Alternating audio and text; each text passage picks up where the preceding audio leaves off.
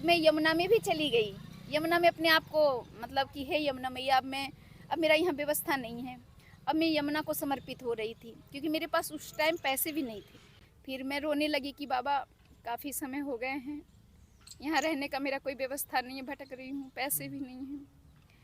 और काफ़ी दिन मतलब 2-3 दिन तो मैं चाय बिस्किट पे ही रही थी, ऐसी स्थिति भी आया। ये परीक्षा तो लेते ही हैं सर ठाकुर जी। फिर वो बाबा ने एक संत के पास ले गए। मैं हृदय से ही ठाकुर जी को बोली, प्रभु मैं आपको पति मानती हूँ और ये आपका फर्ज है एक पत्नी का ध्यान रखना।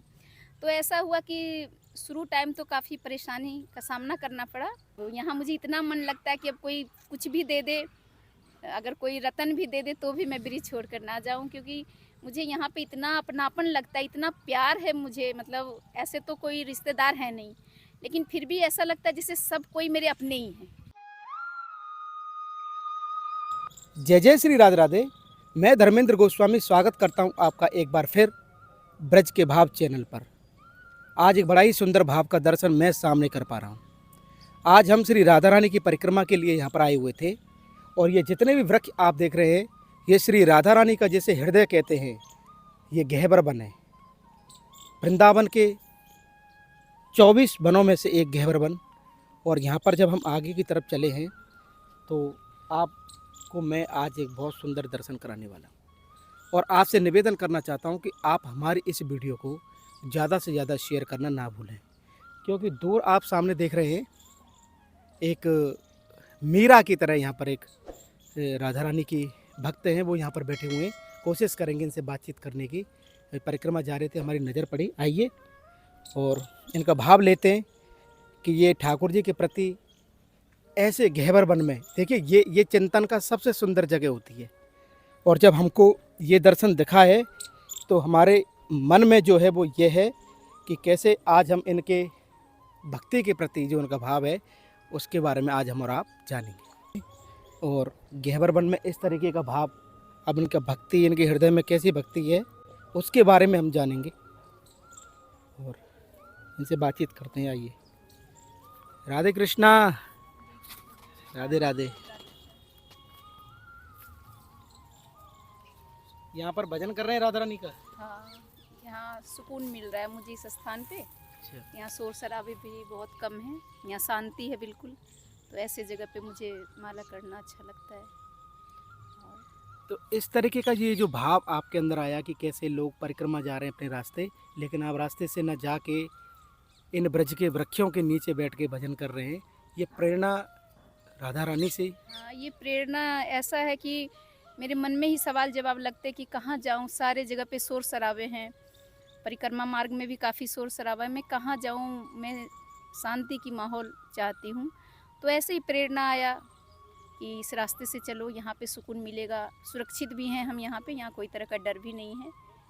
और अच्छा, आपके इस स्वरूप को देख के हमारे मन में भाव आया कि हम थोड़ा आपसे ठाकुर जी की चर्चा करें। जी, तो ब्रज में कैसे आना हुआ, कहाँ से आप जन्म में आपका, थोड़ा उसके बारे में। ब्रिज में तो आना 2 साल हो गया है और आए नहीं हैं, ये लाया गया है मुझे, श्री जी लाए हैं।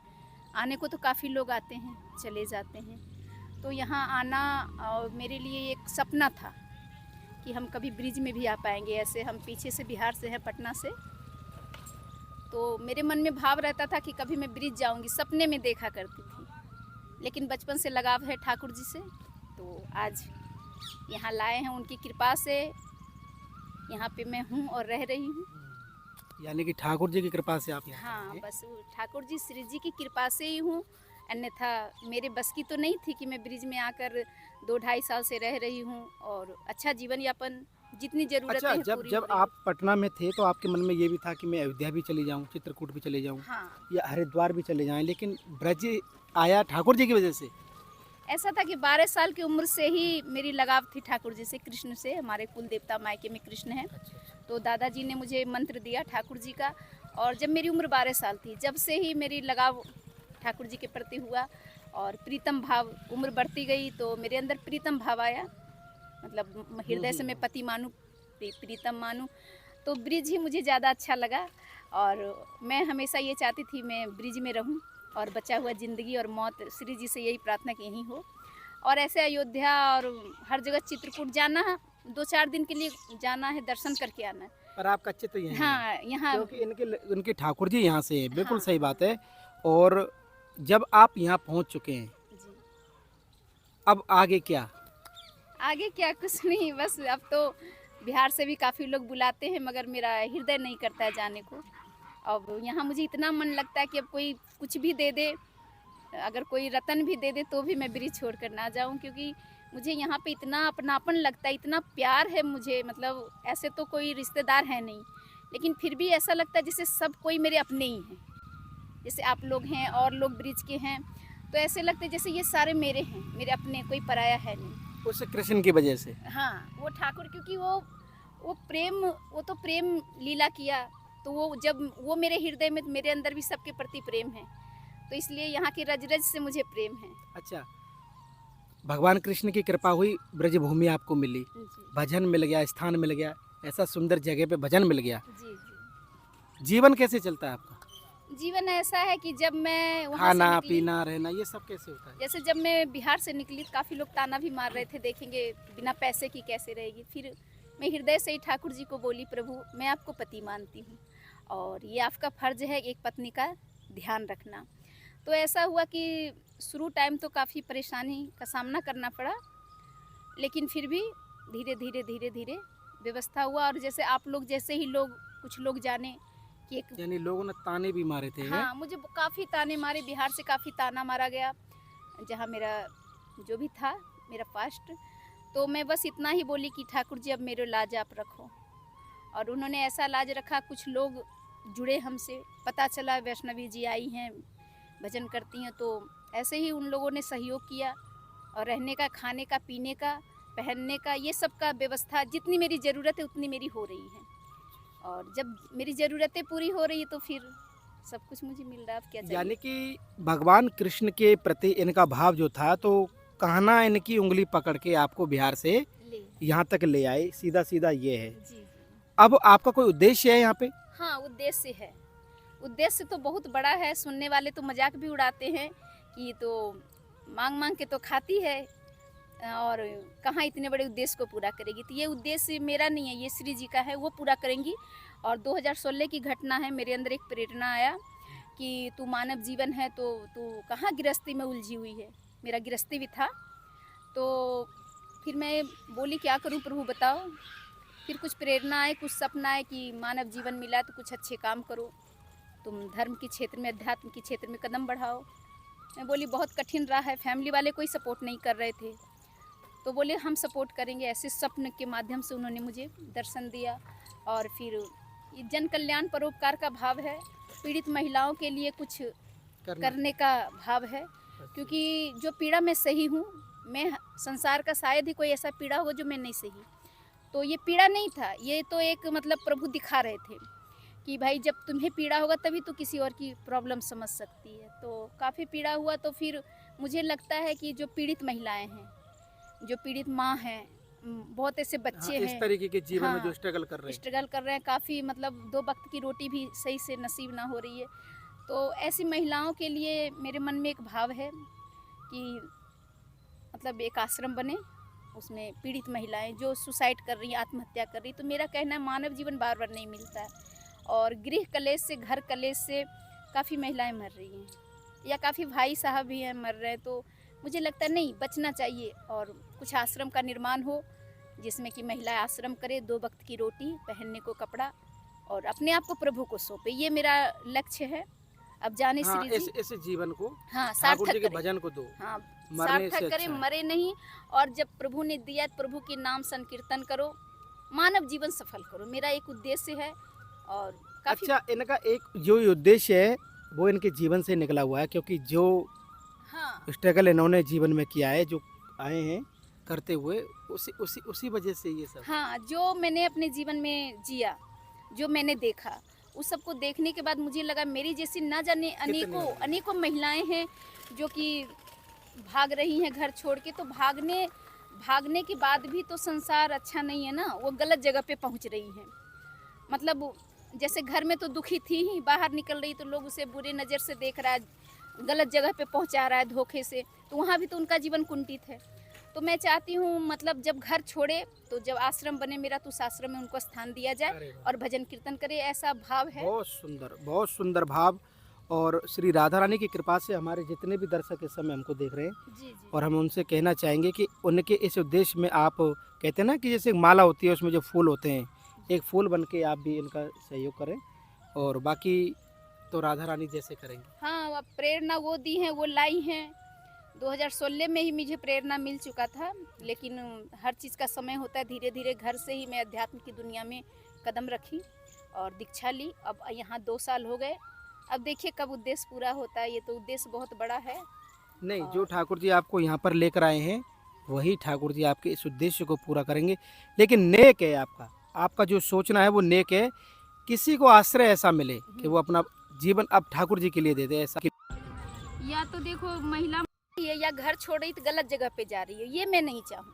अगर जब छोड़ा है घर संसार तो सही जगह पे जाओ ना, मेरा ये भाव है। अब इतना बड़ा संकल्प कैसे पूरा होगा? अब ये तो श्री जी जाने, अब आप लोग के माध्यम से तो अब जनता जो है, जो जनता जनार्दन है, मैं तो जनता जनार्दन को प्रणाम करती हूँ और ये कहती हूँ आप लोग के सहयोग से ही जो नेक बंदे हैं आज संसार में, ऐसा नहीं कि सारे गलत हैं, 25% तो लोग सही हैं और वो मेरा सपोर्ट करेंगे, ये विश्वास भी है।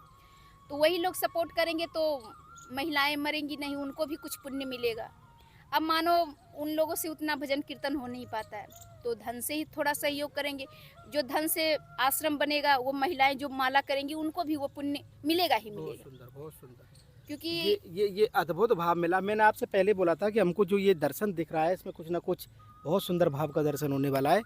यानी कि आप बिहार से चले भगवान कृष्ण की उंगली पकड़ के, और उन्होंने आपको सब कुछ दिया यहाँ। सब कुछ यानी उन्होंने भजन भी दिया, इनके लिए रहना खाना जैसा भी चल रहा है वो चल रहा है।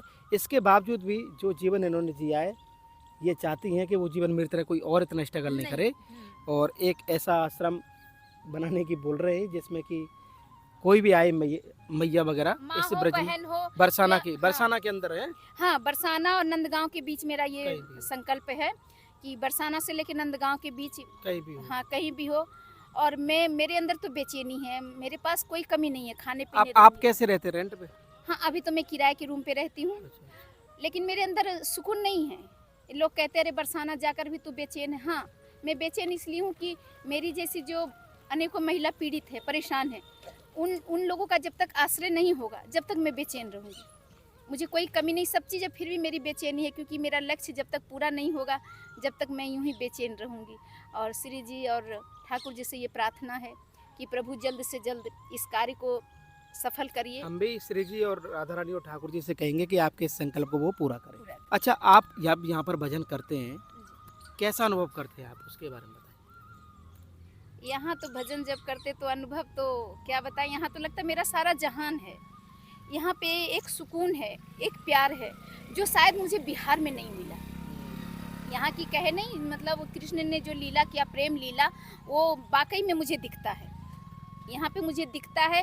कभी कभी सपने के माध्यम से वो मुझे, कभी कभी मैं, मेरे मन में बेचैनी होती तो वो सपने के माध्यम से या किसी आप लोग जैसे लोगों के माध्यम से वो मुझे प्रेरणा देते हैं और रास्ता दिखाते हैं, तो मुझे यहाँ पे काफ़ी सुकून मिलता है। और इस जगह को छोड़ के मैं कहीं जाना पसंद नहीं करती हूँ। अगर 2-4 दिन के लिए मैं चली भी गई तो मुझे घुटन सी होती है। तो यहाँ का अनुभव क्या बताए। ऐसे तो मेरे जीवन में बहुत उदाहरण है।